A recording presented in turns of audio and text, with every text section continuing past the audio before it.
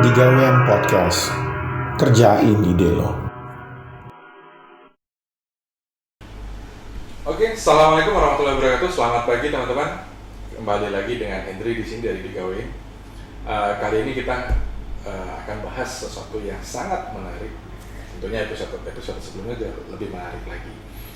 Kali ini kita kedatangan tamu spesial, yaitu Bapak Dr. Tri Warsono, atau beliau lebih prefer dipanggil Pak Tri. Selamat datang, Pak. Terima kasih. Luar biasa. Teman-teman lihat semangatnya Pak Tri, semangatnya. Oke. Yes.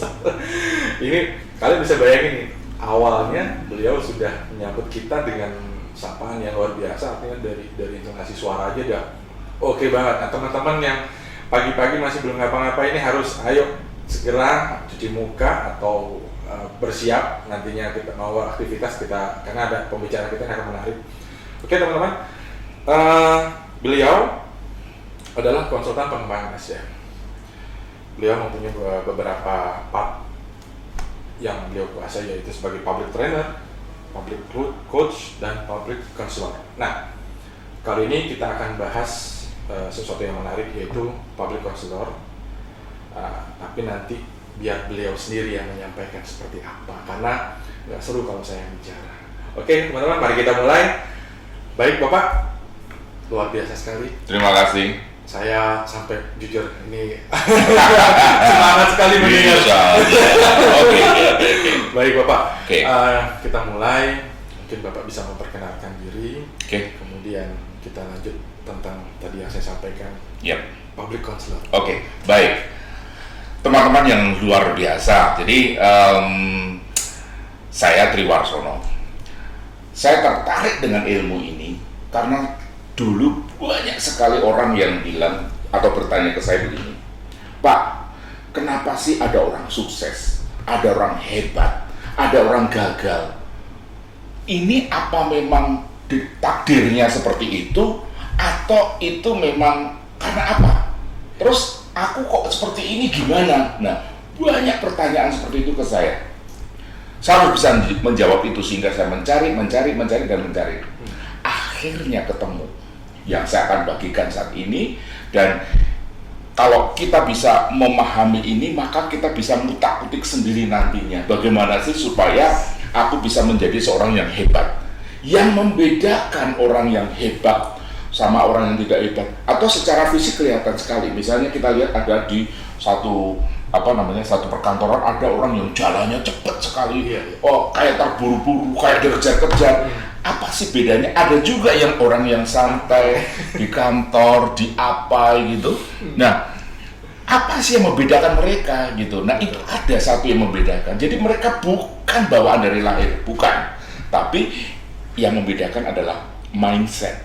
Cuman kalau saya hanya ngomong mindset, banyak orang yang masih berpikir, apa sih Pak mindset itu?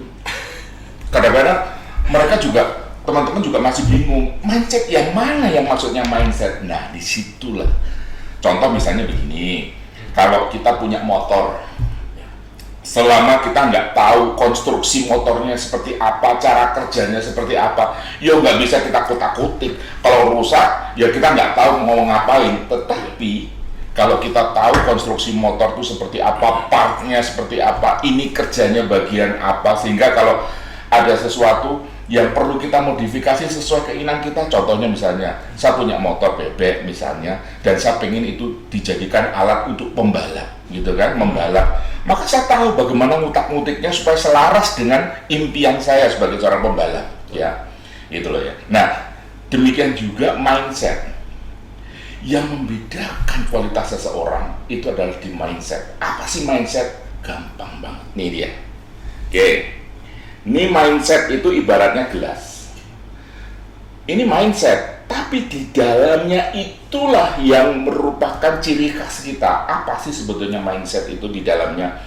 Ini di dalamnya itu hanya masalah asumsi, persepsi, opini, sudut pandang, pemaknaan, semuanya dalam itu hanya semacam asumsi kita aja. Apa yang kita asumsikan menjadi sesuatu yang benar, itulah mindset kita. Nah, sekarang gini misalnya, kita pengen jadi seseorang yang hebat, misalnya jadi perenang nasional, ya. Tapi mindset kita mengatakan gimana caranya hidup santai, yo nggak nyambung gitu loh. Nah itu semuanya ada di persepsi hidup ini.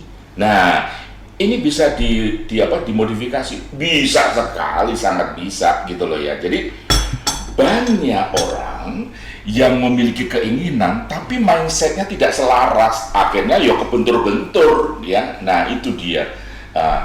Namanya keunikan perbedaan, tapi ada orang yang selaras dengan mindsetnya ya lurus cepat sekali. Dia bisa gitu. itu dengan cepat. Yes, cepat sekali. Nah, jadi mindset itu adalah sebetulnya persepsi, asumsi yang ada di dalam pikiran kita ini. Nah, ini bisa kita modifikasi. Saya sudah banyak sekali klien yang datang ke saya, ada yang sudah mau bunuh diri, ada yang sudah macam-macam pokoknya kasusnya.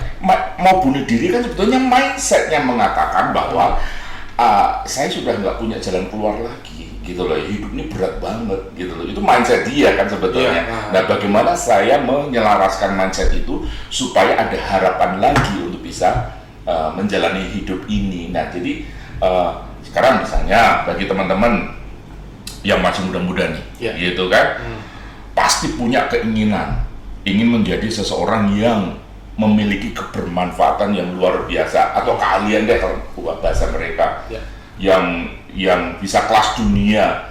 Nah kadang di dalam hatinya banyak yang mengatakan mindsetnya adalah nggak mungkin, itu kan hanya ada di orang barat sana, ini ada orang di sana gitu. Itu bukan aku banget deh gitu. Nah itu mindset gitu loh ya, yang dikembangkan oleh lingkungan dulu kita gitu kan. Lingkungan sering merendahkan kita gitu kan, jadi sehingga lama-lama kita merasa bahwa aku nggak mampu gitu kan. Padahal orang misalnya orang Amerika itu selalu mereka ngomongnya adalah world class, we have to be number one in the world, selalu in the world.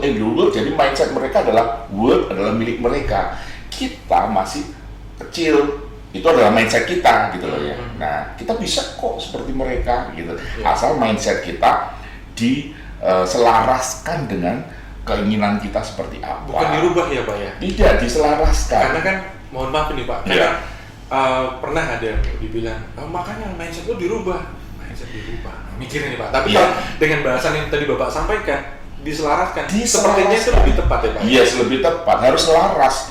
Jadi saya sebagai saya punya kemampuan untuk menyelaraskan. Jangan merubah, kalau merubah nanti mereka persepsinya, waduh nanti aku dihipno lantas habis-habisan gitu loh. Nah, padahal salah satunya bisa juga pakai hipno. Bisa, Pak, ya? Contoh misalnya. Waduh ini nanti saya misalnya, Mas punya fobia nggak? Fobia? Nggak ada. Sepertinya nggak ada. Misalnya fobia itu ketakutan terhadap sesuatu. Nah misalnya saya punya, sekarang contohnya gini, ada seorang yang ingin masuk ke kedokteran, tapi dia fobia darah. Lo gimana, kan jelas nggak selaras kan gitu loh ya.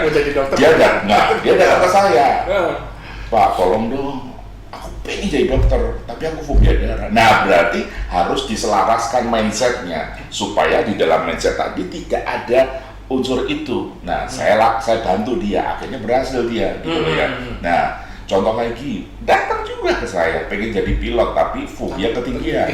Ya saya selaraskan juga gitu loh ya.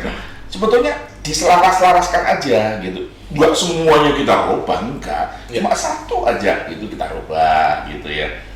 Asal ada keinginan kuat, semua bisa dirubah. Tapi kalau tidak ada keinginan kuat untuk mencapai sesuatu, nggak mungkin bisa dirubah. Gitu aja. Gitu Mas. Berarti keinginan kuat harus ada ya? Harus ada. Gitu. Tanpa itu juga percuma. Nggak bisa. Jadi saya selalu misalnya ada klien datang, anak muda gitu loh ya, datang. Yang pertama saya tanyain pasti, Mas mau jadi apa sih? Mau pengen seperti apa? Gitu loh. Harus itu saya tantang dulu. Kalau sampai itu nggak ada, saya susah untuk merubah itunya gitu, untuk merubah, menyelaraskan mindset itu susah. Jadi harus jelas. Jadi teman-teman, kalian harus punya satu yang ingin dicapai seperti apa? Kekuatan itu akan merubah segalanya. Selama kita nggak punya sesuatu yang ingin kita capai, ya nggak akan bisa. Usaha kita akan sia-sia untuk menyelaraskan si mindset tadi itu. Isinya mindset tadi itu harus diselaraskan. Oke, setelah selaras nanti mungkin kita akan lupa waktu, kita akan fokus ke pekerjaan kita, gitu. Saya sebagai profesional untuk menyelaraskan mindset, tiap hari isinya belajar, gitu. Terus belajar menemukan, karena itu misteri yang sangat luar biasa dari Tuhan, yang masih banyak yang belum terpecahkan, dan saya ingin mendalami terus sampai betul-betul ketemu bahwa potensi manusia bisa dikembalikan seperti semula. Ini juga pertanyaan nih. Emang potensi manusia seberapa sih? Begini. Waktu lahir, teman-teman, potensi kita itu nggak terbatas. Begitu lahir itu kita tuh bisa jadi apapun di dunia ini. Mau jadi presiden, mau jadi profesi dokter, mau jadi, semua bisa. Cuman begitu kita lahir, kita dikungkung oleh lingkungan tertentu, akhirnya hidup kita terbentuk menjadi satu arah. Nah, yang membentuk itu lingkungan. Contoh misalnya, saya begitu lahir itu dibentuk oleh lingkungan yang lingkungannya pendidikan. Akhirnya orang tua membentuk saya jadi guru. Padahal kan saya bisa jadi macam-macam gitu loh ya. Nah, jadi potensinya itu luas sekali. Nah, apakah sekarang ini saya masih punya potensi yang luas? Masih. Cuma mindsetnya harus diselaraskan. Itu aja deh. Itu kok. Jadi jawabannya, banyak orang sukses, banyak orang tidak sukses atau belum sukses, itu hanya masalah mindset. Itu aja kok. Gitu. Kita lihat orang banyak yang bergerak ke sana kemari, yang kayak terburu-buru, itu pasti mindsetnya ada sesuatu yang mendesak dia untuk segera bergerak. Nah, orang bisa hebat itu ada keterdesakan tertentu. Tanpa ada keterdesakan, nggak mungkin kita bergerak. Gitu. Itu Mas. Luar biasa ya Pak. Nah, saya sangat terkesima nih Pak, karena dengan apa yang tadi Bapak sampaikan tentang mindset. Kemudian sebetulnya ketika kita lahir itu teman-teman, kita punya potensi yang luar biasa. Yes. Tapi apa yang disampaikan Pak Tri tadi benar sekali. Teman-teman sadar apa enggak? Ketika teman-teman lahir, teman-teman bebas. Saya mau jadi pemadam kebakaran, saya mau jadi polisi, saya mau jadi apapun yang kalian lihat, mau jadi apapun silakan. Nah, seperti yang tadi Pak Tri sampaikan, ketika teman-teman berada dalam lingkungan contoh yang mereka tinggal di komplek TNI atau Polri, akhirnya mereka terbentuk dengan ya saya nanti mau jadi TNI. Padahal ketika mereka sudah jadi TNI atau Polri, ya padahal saya tuh pengen seperti ini. Itu bisa teman-teman lakukan. Yang penting teman-teman punya mindset luar biasa, menyelaraskan itu. Pak Tri, ini saya mau nanya nih Pak Tri tentang mindset, karena di sini saya melihat tadi ada asumsi, persepsi, opini dan sudut pandang. Bagaimana Pak? Kita terkadang ada opini, persepsi, asumsi yang datang kan dari banyak sekali lingkungan kita itu membentuk kita. Boleh nggak Pak kasih tips dan trik buat kita, buat saya, buat teman-teman yang melihat ini, bahwa kita itu seperti yang tadi Pak Tri sampaikan, kita harus menyelaraskan. Menghadapi itu kan banyak sekali Pak. Betul. Bagaimana kita bisa fokus dengan mindset kita sehingga nanti akhirnya kita bisa mendapatkan goal yang kita inginkan. Oke. Pertanyaan luar biasa. Good. Teman-teman, kalau kita mau naik kelas, maka kita harus menyesuaikan mindset kita dengan cara bergabung di lingkungan yang lebih tinggi. Contoh, ini salah satunya ya, satu kunci ini. Contoh, ada saya lihat ada satu anak muda. Ya, pergaulannya di situ. Saya nggak menyalahkan pergaulannya. Cuman kalau hanya di situ-situ saja, maka dia juga akan di situ. Siapa Anda, itu adalah lingkungan Anda. Siapa Anda, itu adalah lingkungan Anda. Contoh saya, saya mau berada di lingkungan di mana tingkat pemikirannya tidak sama dengan saya, pasti saya nggak akan betah, nggak akan nyaman. Saya akan kembali ke jati diri saya, akan kembali ke lingkungan saya, gitu. Nah, sementara kalau Anda berada di lingkungan yang memang tidak mau maju, Anda di lingkungan yang hanya senangnya hore-hore saja, maka Anda adalah tipe itu, dan itu nggak akan maju, gitu loh ya. Memang tantangannya, kalau kita mau menaik kelas mindset kita harus memasuki lingkungan atau teman-teman atau network yang memiliki mindset yang di atas kita. Pertama kali pasti nggak nyaman. Mereka pasti kadang-kadang kehadiran kita mungkin membuat mereka nggak nyaman. Tetapi itu tantangan kita. Makanya kita harus tahu bahwa orang lain pasti akan bertanya siapa sih lu, itu pasti. Tapi kita harus pintar-pintar masuk ke sana. Begitu Anda masuk ke sana, Anda naik kelas dalam hal mindset kita. Satu, itu dia. Yang kedua, baca buku atau baca apa yang memang bisa mengangkat Anda. Sekali lagi, contohnya begini, atau salah satu evaluasi. Siapa Anda? Itu adalah selama 24 jam Anda ngapain? Itu aja. Gitu. Apakah tidak menghasilkan apa-apa selama 24 jam ya? Karena memang Allah, Tuhan itu menganugerahi kita 24 jam sehari. Apa yang kita lakukan di situ? Apakah meningkatkan kualitas mindset kita atau hanya sekedar diem saja di situ dengan aktivitas bahkan banyak tidurnya? Itulah diri Anda. Jadi kita evaluasi dulu deh Mas, menurut saya siapa diri saya. Nah, sebaiknya kalau kita masih muda seperti ini, kejar ilmu itu, kejar pengalaman itu, lakukan, just do it, lakukan apapun, nanti akan ketemu siapa diri Anda, gitu. Itu Mas. Luar biasa teman-teman. Jadi ketika teman-teman mau berada dalam suatu lingkungan yang teman-teman ingin naikin nih, teman-teman lihat dulu, berevaluasi ya Pak, mengevaluasi diri sendiri atau introspeksi. Kita lihat dulu, kita mau jadi apa sih? Ya. Seperti yang tadi di awal bahwa Pak Tri sampaikan, kamu mau jadi apa? Apa sih yang kamu inginkan? Itu tanyakan kembali kepada diri kita. Seperti apa sih? Masa saya begini-begini aja? Nah, kalau saya begini-begini aja, ya udah jadinya begini. Nah, kalau saya mau berubah seperti apa? Jadi apa? Ada goal yang mau kita tuju di sini. Melihat lingkungan, oh, saya cuma gini aja. Berarti saya harus keluar. Yes, tepat sekali. Saya harus keluar. Nah, untuk melangkah itu memang butuh keberanian ya Pak. Yes. Butuh ketetapan hati, butuh Yes. semuanya, butuh niatan dan lain sebagainya. Tapi kita harus yakin. Iya.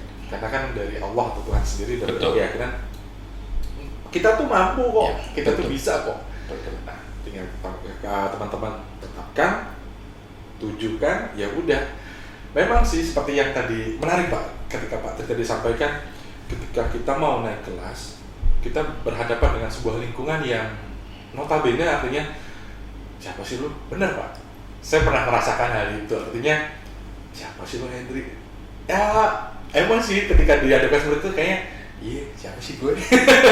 Tapi nggak boleh pesimis karena teman-teman ingin naik kelas. Kita harus buktikan itu challenge-nya Pak ya. Itu adalah challenge yang luar biasa. Saya bisa gimana?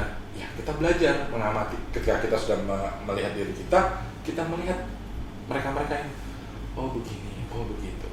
Yakinlah teman-teman tuh bisa kok. Tadi mindset menyelaraskan, bukan berubah. Menarik sekali. Nah, Pak Tri, mau nanya nih Pak Tri. Tentang mindset. Ketika dalam sebuah organisasi atau perusahaan atau pekerjaan, ini kan menghadapi banyak tipikal individu. Ada yang maunya begini, ada yang maunya begitu, macam-macam sekali. Nah, apabila kita dalam posisi mau menyelaraskan teman-teman yang ada ini, kiat-kiat apa saja sih Pak yang seharusnya kita lihat dari masing-masing individu yang ada dalam tim, sehingga nantinya ketika perusahaan punya goal atau punya tujuan akhirnya bisa tercapai Pak. Bagus sekali. Oke, sip. Teman-teman, kalau kita sudah menetapkan satu goal, sebetulnya kita bisa menentukan rute mencapai goal itu. Nah, rute itu termasuk rute siapa yang harus saya ajak bicara, siapa yang harus saya bikin dia mendukung saya. Nah, jadi kita memang nggak bisa lepas untuk berkomunikasi, berinteraksi dengan orang lain, terutama para pihak yang akan mendukung saya menjadi orang hebat, gitu ya. Saya waktu bekerja di suatu perusahaan, banyak sekali yang harus saya bikin dia mendukung saya menjadi orang hebat. Akhirnya, ya saya bisa lah berhasil untuk mencapai yang saya inginkan. Nah, kuncinya satu adalah kita harus jadi orang fleksibel, oke? Harus fleksibel. Jadi kadang kita yang masih muda, egonya itu muncul, gitu loh ya. Kadang kita masih muda, itu selalu menggunakan kata pokoknya, gitu kan. Nah, repot mas kalau udah begitu. Nah, gitu. Itu magic word banget. Yes, Pokoknya. gitu. Pokoknya, nah saya gitu. Nah, ujung-ujungnya kalau kita menggunakan kata itu mas, terjadi benturan emosi. Kita pasti akan merasa nggak nyaman, gitu loh ya. Nah, salah satunya cara adalah memahami tipe orang. Nah, cara yang paling mudah adalah kita harus membangun hubungan dengan cara apa? Pada saat kita sudah tahu bahwa dia merupakan target supaya dia menjadi pendukung saya menjadi sukses, maka saya harus mengikuti misalnya pembicaraan mengenai apa yang dia suka, apa yang dia inginkan. Ikutin aja. Mulai sekarang latihlah untuk menjadi pendengar, bukan kita maunya didengar. Nah itu banyak sekali orang yang ingin sukses tapi maunya didengar terus, ya akan nggak membuat nggak nyaman orang lain gitu. Jadi sekali lagi, satu, kita harus memiliki tujuan yang kuat dulu. Pengen ke arah mana, baru kita perlu tekan. Oh berarti orang-orang yang akan mendukung saya harusnya ini. Berarti orang-orang itu harus saya deketi. Nah, kuncinya adalah the power of building rapport, itu bahasa Perancis.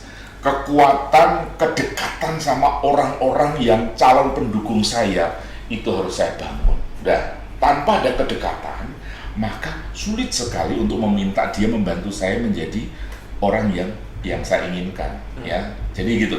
Tapi udah deket banget, misalnya tadi ya saya sama Pak Hendri, aku minta kopi, dia karena udah deket ya langsung datang. Tapi kalau misalnya tiba-tiba saya ketemu orang belum kenal, mas aku minta kopi, siapa lu? Gitu loh ya. Nah jadi kedekatan itu luar biasa harus kita bangun. Ingat, kita harus jadi orang fleksibel dalam arti kita mau memahami orang dan mau mendengar ke orang itu fleksibel, gitu loh ya. Nah dan mau menyelaraskan dengan apa yang dia pola pikirnya. Sementara sebenarnya untuk kepentingan diri kita juga, gitu. Nah, Pak Tri, ini kan tadi Bapak udah ya menyampaikan kiat-kiatnya nih kepada kita. Iya. Kita harus set up dulu nih, atau kita setting dulu goalnya seperti apa. Yes. Kemudian kita menjadi orang yang fleksibel. Ini menarik menjadi pendengar yang baik, karena memang kita akuin terkadang kita punya dua telinga tidak digunakan untuk menjadi seorang pendengar yang baik. Yang ada kita punya satu mulut malah menjadi seorang yang sering berbicara. Padahal ketika Tuhan atau Allah memberikan kita dua telinga melebihi dari satu mulut, yaitu digunakan untuk mendengarkan hal-hal yang baik. Nah, satu ini ada Pak tadi yang menarik ketika Bapak sampaikan tentang pokoknya nih Pak. Iya. Jujur sih Pak, ini banyak sekali dari pengalaman hidup saya ketika saya mendengar ini pokoknya. Nah kalau kadang-kadang kalau ketika saya mendengar pokoknya sudah ini repot ini, karena kalau dia bilang pokoknya nih ada sesuatu yang tidak bisa dia tidak mau apa yang dia sampaikan itu tidak dikerjakan, karena benar apa enggak nanti kita bahas teman-teman. Karena kalimat pokoknya ini sederhana sih, pokoknya. Nah itu udah kadang-kadang timbulnya ego ya Pak ya. Betul. Nah gimana sih Pak mengganti kalimat pokoknya ini? Karena jujur saya sendiri ya bukan sering sih, terkadang mengucapkan kalimat itu. Padahal yang karena kita, kalau belajar itu ada kalimat positif, ada kalimat negatif. Betul. Kalimat positif itu yang harus kita kembangkan dalam kehidupan sehingga menjadi sesuatu yang baik. Mengganti kalimat pokoknya nih Pak. Bagus sekali. Oke. Saya barusan dapat klien. Masih anak muda, masih umur 24 atau 25, muda sekali. dia di satu perusahaan yang gede, Wih. established, tapi pengen keluar. Oh. Karena apa? Karena dia anak milenial yang selalu tiap hari itu lingkungannya adalah kolonial. Oke, nah sudah bisa dibayangkan kan? Iya. Nah, sementara mindset si anak ini, ya laki-laki nih, Iya. ya, mindset si anak ini adalah ngomong nggak pernah nyambung sih dengan mereka pak, gitu loh ya. Dengan kolonial. Iya, dengan kolonial itu nggak pernah nyambung. Saya kan mau ngasih tahu begini loh caranya, gitu loh ya. Ini dan ini paling benar. Nah, selalu ngomong begitu. Saya perhatiin terus caranya ngomong. Dan ini sudah paling benar ini, gitu. Nah, kenapa mereka nggak mau ngerti, gitu loh? Akhirnya setelah kira-kira 1 tahun dia udah mutusin, saya mau keluar aja pak. Percuma di situ. Mereka nggak mau berubah. Mereka kayak bebal gitu pak, gitu kolonial gitu. Nah, oke. Nah, sebetulnya itu oke, baru saya masuk, gitu kan? Saya masuk. Ini ada orangnya. Oke. Apa sih idemu? Gini maksudnya, dia ngomong gini-gini. Nah, coba deh caranya ngomong bukan menunjukkan bahwa kamu paling benar. Jangan berikan itu sebagai solusi untuk membuat dia hebat. Contoh misalnya dia manajermu ya. Nah, coba contoh gini. Pak, Bapak kan pengen unit ini diakui oleh perusahaan ini terhebat. Boleh Pak, saya kasih ide Pak. Ini sekedar ide Pak, tapi terserah Bapak nanti yang mutusin. Nih, kalau begini, Bapak nanti pasti akan dipanggil dan Bapak akan merasa bisa mempresentasikan dengan itu. Udah, nggak apa-apa Pak, saya sekedar bantu aja nanti. Nah, jadi mengemas ide kita supaya orang lain berhasil. Jadi ujung-ujungnya yang dipakai adalah ideku. Nanti pasti dia akan merasa dalam hati, anak ini hebat ya, tanpa membuat saya itu merasa kalah gitu. Karena manusia itu nggak suka kalau dikalahin, nggak suka bahwa aku tuh dianggap goblok, tuh nggak suka gitu loh ya. Nah, apalagi masih anak muda, hanya gunakan teknik untuk membungkus pesan tadi itu. Bahasa Inggrisnya memframe pesan yang kita berikan gitu ya, supaya framing kita itu diterima oleh orang. Gila, ini anak ini orangnya rendah hati banget. Nah, justru malah bikin mereka termeh-meh. Humble ya Pak. Humble sekali. Mengalahkan tanpa dengan keras. Dengan kekerasan ego tadi, akhirnya dia sekarang Bisa bukti mengalahkan. nggak jadi keluar, gitu. Nah itu. Nggak jadi Pak, keluar Pak. ya ada orang yang sekarang masih ada. Pak, saya nggak jadi keluar Pak. Gitu. Loh kenapa? Udah enak hubungannya. Nah, gitu. Bahasanya chemistry-nya jadi ada ya Pak? Yes, jadi sekarang gimana?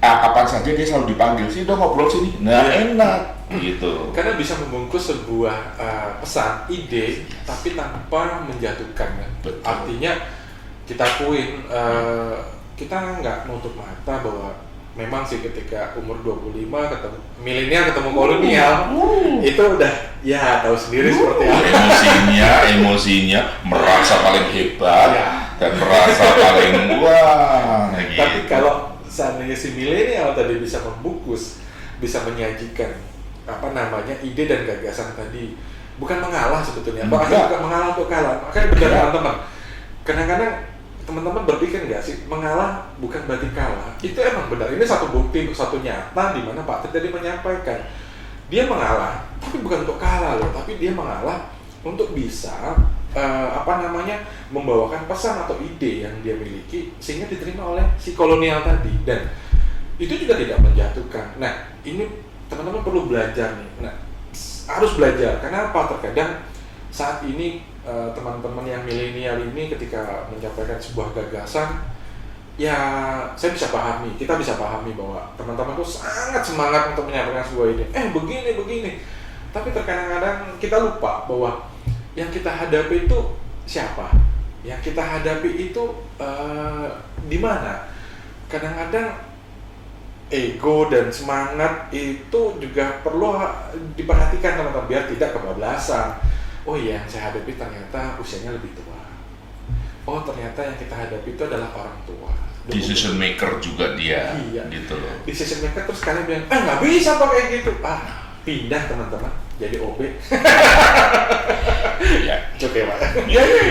Tapi memang begitulah teman-teman. Jadi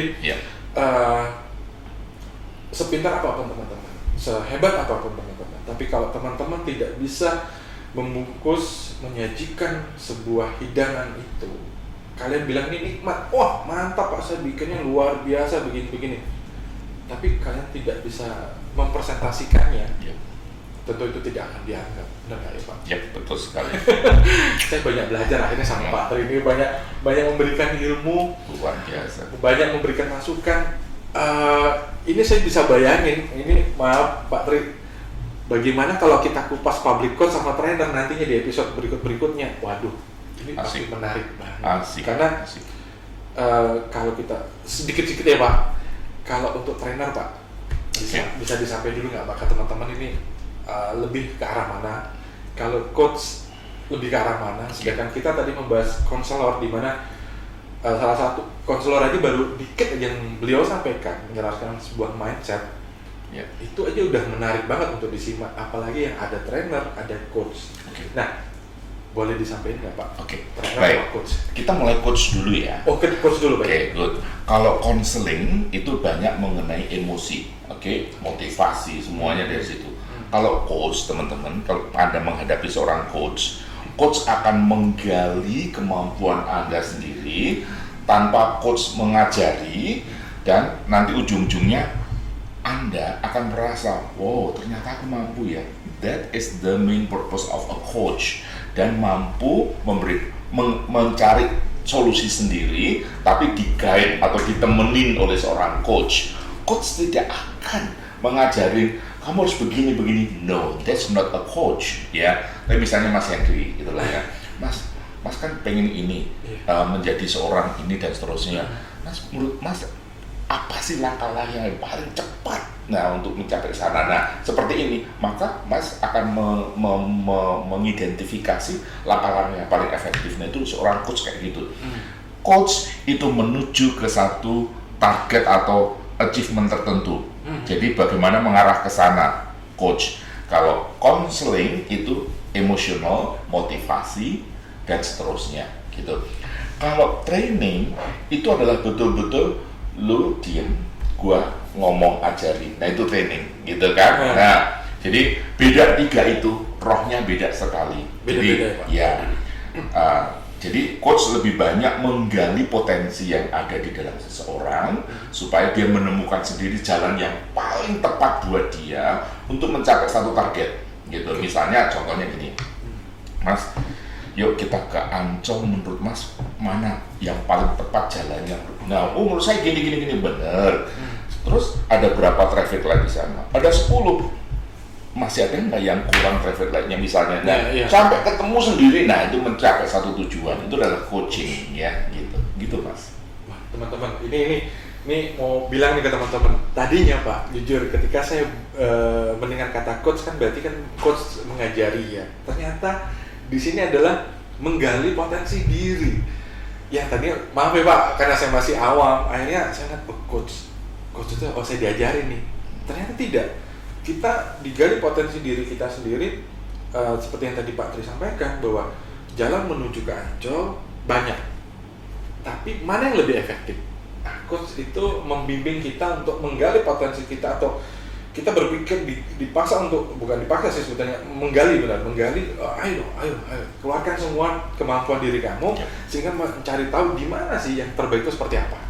Nah, kalau trainer, menarik nih teman-teman. Bahasanya saya pakai Pak, lu diem gua ajarin. Lu diem gua ajarin. Nah ini bayangin teman-teman nanti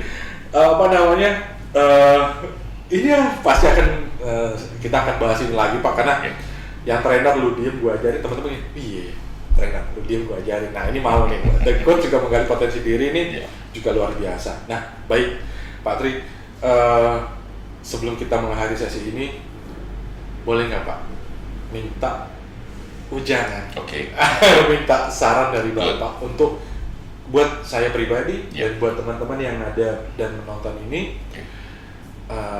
seperti apa dan harus bagaimana ketika menjalani kehidupan, ataupun mereka berminat melihat profesi Bapak, mereka harus seperti apa dan harus kemana sih diarahkan? Monggo Pak. Good, thank you. Teman-teman, Anda bagian dari dunia ini.